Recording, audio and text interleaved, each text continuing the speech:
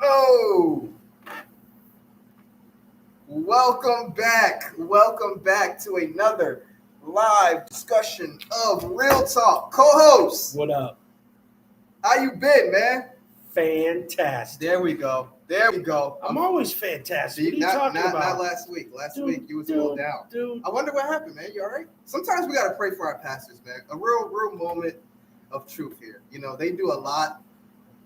You know, taking care of the sheep, protecting us, providing us with the word. They do a lot of laboring that we don't get to see. You know, the true real ones, not the ones that's decked out in rings and robes and all stuff like that, but the true ones, you know, who can preach in t-shirts and jeans and hats. Those guys. And hoodies. Those guys. They're the ones. That right there is hysterical. They're the ones. That is hysterical. Y'all ain't catching on. Y'all asleep right now. Those already. We need to make sure that we're praying for them, man. Making sure you're good, man. We just expect that you guys are just good. But you was down a little bit last week. I wasn't down. But now you're good. Stop. You're good now. Stop. The energy's back. And I like that, man.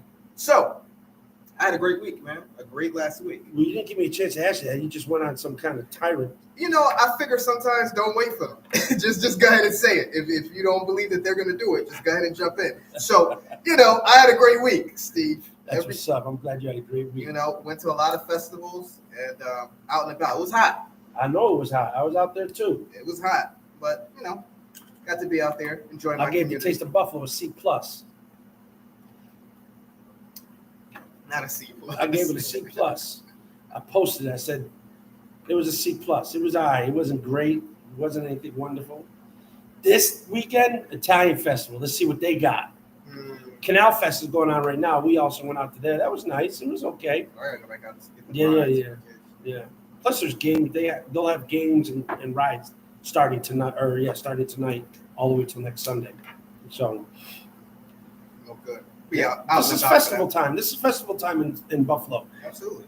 Weather is nice. We only get about 2 or 3 months of really nice weather, so they jam in all of these festivals, you know, together to do it during the warmer months. So we had a couple last weekend, and now we got a couple this weekend. So looking forward to the Italian Festival.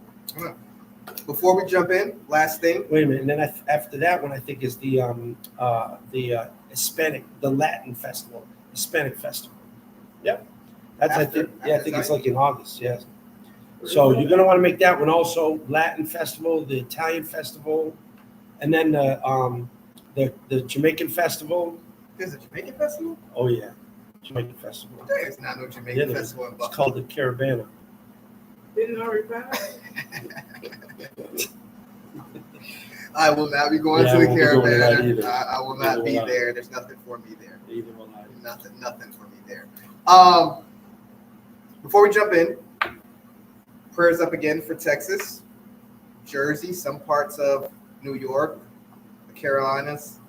Once again, getting hit with certain weather that's impacting a lot of people's lives, flooding. So just want to keep them in our thoughts and in our prayers, especially as we deal with the topic that we dealt with last week. But we're back. We've been faithfully committed to talking about politics, but not just politics in general. We've been addressing what it would look like for a Christian to uphold the Constitution, and we've been working through so far the first 6 amendments. We're dealing with the Bill of Rights for right now, which is the first 10 commandments or amendments. Sorry. Thank you. And we're at number 7. Yes. We're getting to number 7. But anyways, the great thing about this is that it's important for us to understand that, one, morality can be legislated, meaning that laws get brought up amongst our congressmen and women, and through those laws, some of them, maybe most of them, have morality woven in them, meaning there's some standard or form of right and wrong and some impacts of one standard woven in there. And it's important to know that because whatever your belief system is, we here are Christians and believers of the atoning work of Christ. We're looking at this. How can we uphold this? How can we find the highest form of good in these amendments as we live in the United States of America? And so it's been really good to work through these things. It's been really good to take away some notes. My one takeaway that I've enjoyed about this was the ability to make sure that you're listening to people, that they are heard. I think that's been my takeaway. Was that 5? Yeah, it was 5, but also, I mean, you can look at number 1 in there as well too. Barely, but I think 5 deals with it. 5 deals with it. Yeah, 5 and 6, I think. 5 and 6, but just the fact of it, just never really thought about that really to make sure that you're hearing someone else's matter, even if you don't agree, taking the time to deliberate and consider the matter. I think the Bible would say it's considering one's humanity to allow them to have the opportunity to be heard, that they have a voice of sharing, their side of the story. Man, I should write my papers if I ever went back to college. I'll say something and you like ChatGPT. How do I say this better? It is considering one's humanity. And when you value their humanity and you love them as God loves them. You see the fairness behind letting them have their voice heard. You see that as being fair. Like that, it doesn't mean, to your point, that you agree with anybody, but you see that is the base level of letting them have the fairness of being able to have their voice be heard. So without prejudice, without biasness, without the government overreaching and neglecting your right to be heard and so on. So I think that, well, we'll get into this and we'll keep talking more on this level as we keep going through the Bill of Rights. But tonight we're dealing with number 7. Number 7. So number 7 is unique. Again, it's not really dealt with heavy. You don't see number 7 in debates, and you don't see it in headliners like you see, definitely 1 and 2, right to bear arms and freedom of expression, right? You might see 5, due process, that's going to be brought up, you know what I'm saying? Absolutely, right about now. So you see those a lot in arguments and debates, but like 6, you hear a little bit of it. 7, 3, we didn't lose 3. I 3 can't, or 4, I can't whichever one of the ones that's just like, I can't remember. Oh, what was it about? Something just like with the Housing? like the military. Something Yeah, like that was housing. I think that's 6. I think. No, dude. No? No. All right. It's all right. It's like 3 or 4. I'll go back and check. I'll have the moderator check for us. I want to say I'm more certain that it's 3, but. So there's some that you don't see too much, but again, when you go through it and you start to understand not only just the amendments themselves, but where they're rooted from, because our framers, the forefathers, all are coming from a country where a lot of this was developed but misrepresented or misused. You know what I'm saying? There was a lot of degrees of biasness within how things were being operating in your the Commonwealth, as they call it, in England. And so because of that, as we know, they leave, start a new world and want to have a new, form of government that was, respectful to the people and represented for the people and so on. So when you start looking at the history of it, it's just interesting to understand the mindset of the framers. What were they thinking? What was the motives behind crafting these amendments so that they did their best to try and establish something that is good for all of its citizens. And of course, we do know there's even levels of discrepancy there. Of course. Because of even the framers had certain humanity in mind.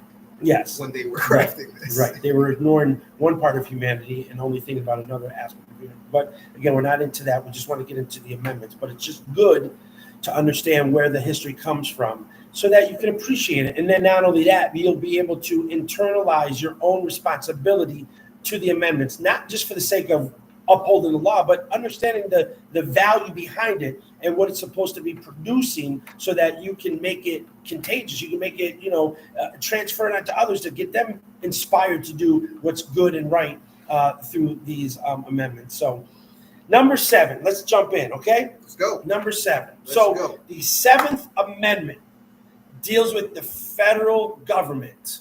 Ooh. Deals with the federal government. There are stipulations for the state level because they have their own autonomy, but we all know that the federal level starts first, and then the autonomy for the states has to either meet or go beyond, the levels of the federal mandate. You with me? I'm with you. Okay. And that's also where you get the overreach of government. The federal government is never to impede on the sovereignty of the states, the autonomy of the states. When I say sovereign, I said they're not supposed to. I'm not saying it doesn't happen. Calm down, man. Relax. It's okay. I hear you, man. Touch me again, see what happens to you. Calm down, man. God is love. It's all right. It's all right, man. Relax. No, I'm just with you because it's a very, very good, healthy debate. Of course it is. The Civil War, who jumped in and like that, if we just left things to the states. All right, go ahead. All right, the 7th Amendment. This is what it deals with. It guarantees the right to a jury trial in federal civil cases where the value of the controversy exceeds $20. Why $20 is a whole to-do, but that's not what we're focusing on. We're just focusing on it guarantees the right to a jury trial. That's important. A jury trial, okay? And there's a reason for it. Well, before we get there, the jury trial is distinct, and they speak clearly about a jury trial. There's things that we have to think about when we understand why it puts that there, a jury trial, okay? In a federal civil case where the value and controversy exceeds $20, okay? So when we say a jury trial, what we're saying is that the citizen is going to be given a fair trial by its peers, like it's determined by its peers. Yeah, which it would sound and we'll get where into 5 and 6 is more criminal. Yes, correct. And we'll get into, I think 14. The 14th Amendment also deals with a jury of your peers or something like that, and I think that's given to the state level. But I have to. Yeah. We'll deal with that. But anyways, when it talks about a jury trial, here's where it gets important for people like the citizens and the federal government to recognize the checks and balances, okay? That's what's important about everything in government. It's the checks and balances that must be maintained to keep things fair and honest and equal. Agreed. And so what in common law, so we're going to Europe now, right? Mm-hmm. What would happen is that the magistrates would make more of the decisions of the outcome, which could become very slanted, yep. Right? And therefore, somebody could be derailed their justice because of the decision, ultimate decision being made by the magistrate. Now, in the amendment, there are clauses even in the amendment, okay, that the judge can make certain stipulations on the decision, but they're warned about how they're interpreting the decision. So, for instance, the judge is there to determine to determine the law, okay, judged by the law, or basically it says the issue of law with whatever's going on, like was it lawful or unlawful, whatever. That's determined by the judge, okay? But the issues of facts are determined by the jury. That's where the jury is the one that determines the outcome because they're hearing the facts of the controversy.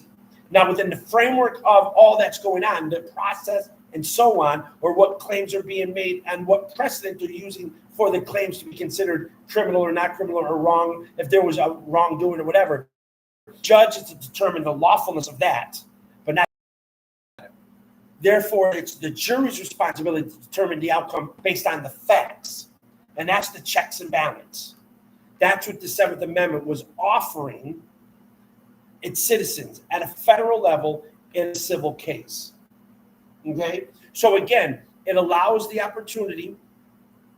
It allows the opportunity for the fairness, right, of the individual that feels they've been injured by some civil claim at a federal level. So it gives them the fairness of having their voice heard and the case being determined by their peers or the jury.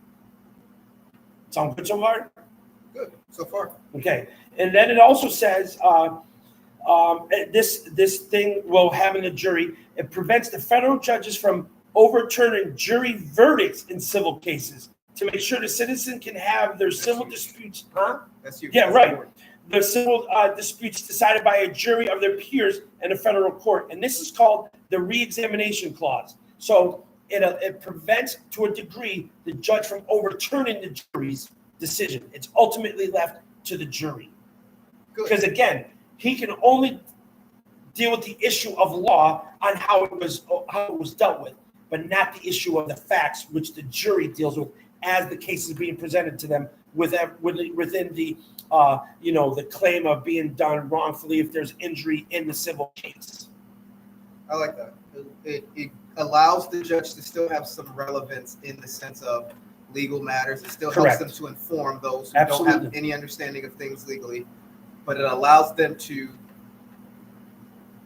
take responsibility in judgments amongst their peers. Correct. Because if a judge can just overturn it, in my mind, I'm thinking, what am I even here for? What's the jury there for? If you're, that's what I'm saying. Right, and that's the important thing for the juries to feel like they're there to advocate for what is right. And if they feel like that voice is not being heard, it's null and void. Why are we even here? Yeah. You know what I'm saying? And so again, also the checks and balances provides the judge to the framework of the law so that everybody understands this is a legal, fair proceeding that's taking place, and they're overseeing that jurisdictional part there. So I think it's good. Now, the question now comes in as we set that stage as a believer, as a Christian now in this society with these kind of things, right? You'll be very, very interested to find out that there are some religious organizations that do not believe in the jury process. What do you mean they don't believe? They do not believe in the jury process. They do not believe that God has called them to sit in the jury seat because they don't believe that they have a right to decide people's fate. Wherever your mind goes, wherever you think, I get it. Just sit in this for a second. A religious person is saying to themselves who do not believe in the jury process, meaning for themselves to sit in that proceeding and make a decision. They feel like it is not warranted by God to them to make a decision on the outcome of another person's life. Okay. Is this for criminal issues or is this for civil as well? It doesn't matter. They do not. And that's number one. That's one of the points. Okay. A second point is they do not feel that they should be entangling themselves in worldly affairs. The jury system or the legal system to them is considered worldly affairs that they are to refrain from. Regardless of what we believe, I'm just stating where some people stand in their religious beliefs, and some of them are considered Christian denominations. Okay. Interesting. So for my Christian friends, I would like to know, because typically speaking, if a person believes something, typically it's because they have a verse. They read a verse, whether they misinterpret it, whether they interpret it correctly. Yeah. There's something.